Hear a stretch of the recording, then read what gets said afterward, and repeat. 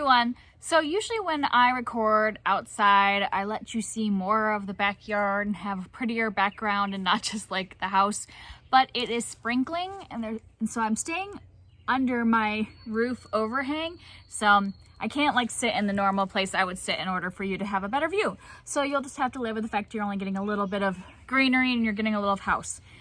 But it's lovely out. It just is like that little tiny bit of sprinkly. I don't know if you could tell, like it's wet on the table and stuff. Just a little bit of sprinkly. The kids are playing outside. They don't mind the sprinkle, but I don't want to sit with my books out in the sprinkle.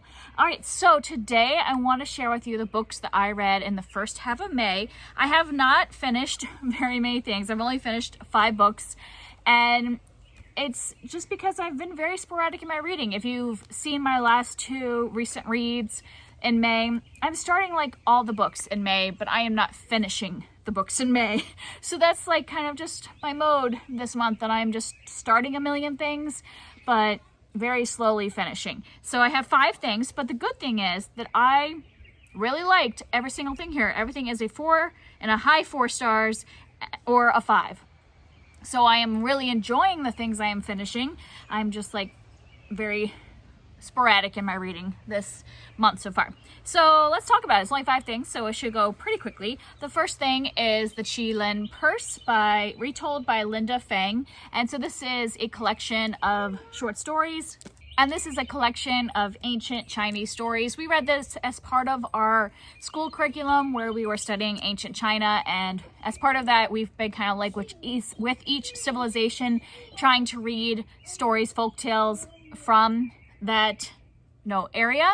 And this one was really fun. I read most of these with my daughter, but the last 2 our curriculum said were ones you should pre-read. So we ended up only reading the majority of them with my daughter, and the last 2 I just read by myself because the moral was a little like vague and hard to understand for a child. Even like me as an adult, I'm like, what's the point of this story? So, but yeah, I have enjoyed all of these. I really liked the way she told them. She gives a pronunciation key in the back so that while I was reading out loud, I could pronounce all the names of the people and the places and all those things. Sorry, I keep getting interrupted by the kids, so I don't really know what I was talking about, but I thought this was an enjoyable collection, even for adults to read. Like I say, even for adults, because I think it is written more for like a child audience, or at least at that level, like in terms of the content, but an adult could definitely read this, and I enjoyed all the stories in there. And then I finished Spy Family, what is this, number 4?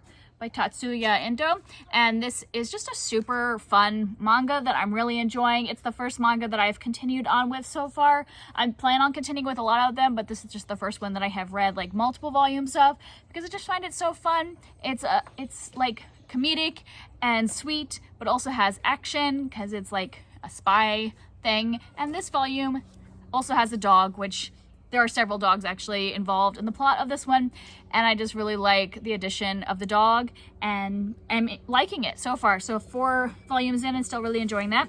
And then my daughter and I finished the last book in the Aro Shah series, Aro Shah and the Nectar of Immortality by Roshni Chakshi. And yeah, I love this series. It's one of the only series that I have read straight through in the last couple of years. Like I have just been really bad lately about actually like reading a series at the same time and reading it all the way through.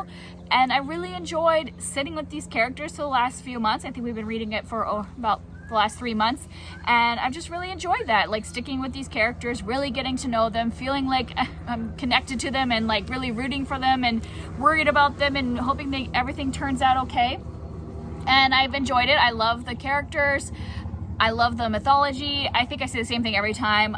Just in case you haven't seen my other reviews for this series starts off following a girl named Aro, who at the beginning of the series is kind of lying to people at her school to kind of like be cooler and fit in more. And she lies about some of she lives at a museum for Indian artifacts, and so she kind of lies and says that there's a curse on this lamp and all this, and it turns out there is a curse on the lamp, and she lets out a demon. And so that's like starts the whole thing. and obviously there's lots of twists and turns and quests along the way. I definitely think that if you are somebody that likes something like Percy Jackson, that you would definitely love this. I think it is very well done, and I'm excited to see what else she has written, because that's the only thing I've read by that author.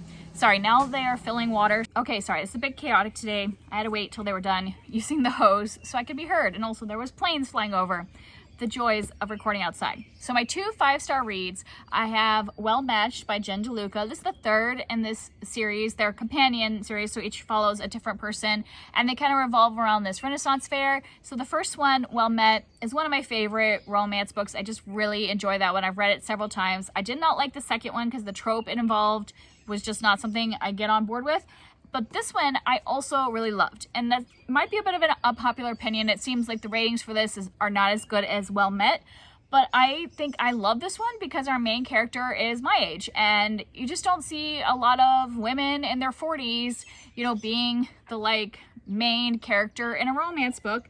And so I just really enjoyed seeing somebody my age. I mean, I will obviously read romance books with younger women in them, you know, that are kind of falling in love for the first time or whatever, like all that too. But this was interesting because she has a backstory. She, you know, has a child, and just all of that just felt like really great. I connected with her a lot. I also connected with her anxiety. Like I don't have social anxiety to the level of what our main character here does, but I am one of those like people that's both an extrovert and have social anxiety. So like I want to be around people and I want to be in settings with people, but until I know those people, I feel like I get really very nervous and nauseous and like all those things, and like have to push myself to go into new social situations, and then have to be like, you know, if I'm going to join a club, I have to go to that club several times before I feel comfortable just going there and not like, you know, having a lot of anxiety about it. But I want to be involved, where she has social anxiety but she doesn't necessarily want to go and get involved with things, but you know, the people in her life want her to be part of the community. And so I did connect to her just with her age and situational life, but then also the social anxiety that she had. So I really loved her as our main character. And then she is dating a younger man, and I think that's always really interesting in a romance book as well, having the woman be older. And yeah, it was just a really fun romance. There's also fake dating in this, which is a fun one. I really liked how she stood up for him. I like it when, you know, the main characters really stick up for each other and defend each other when it comes to like the other people in their lives.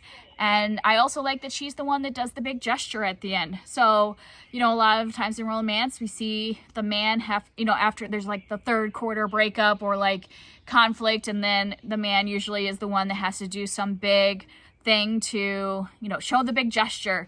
And this time it's her. And so I really enjoy that. I don't think that's necessarily a spoiler.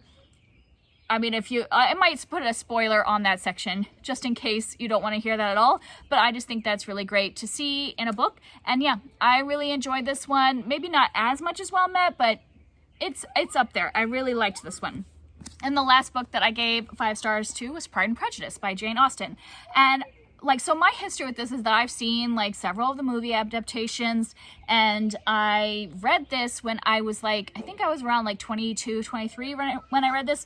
And I remember being so bored when I read this the first time. I read this the same time I read Rebecca by Daphne du Maurier, and both of them I was like, these are so boring. Why would I want to read these like such boring books? And so then I just like stopped reading classics around that time.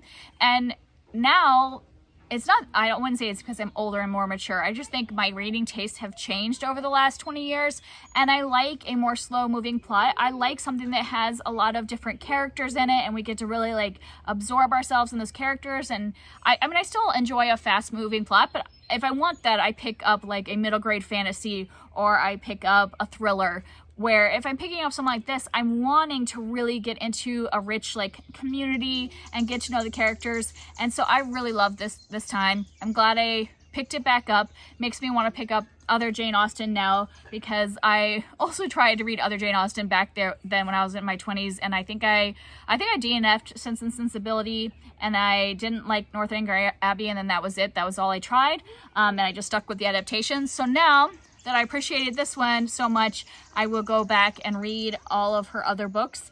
And yeah, what I loved about this was that, you know, even though I had seen the adaptations, I felt like the people in this, there was just so much more scenes with some of the minor characters. Like, I feel like Mr. Collins or Wickham, we get so many more scenes with them that I feel like I understand their characters a lot more than just what we get from the movie. Like, they feel like very much like stereotypical characters in the movie, where in here I feel like they are more, you know, depth of character, which makes sense because it's a fairly big, was this like about a 500 page book? Yeah. And so I really feel like you get to know those characters, and Charlotte as well. Like, some of these side characters, I just really loved having more scenes with them.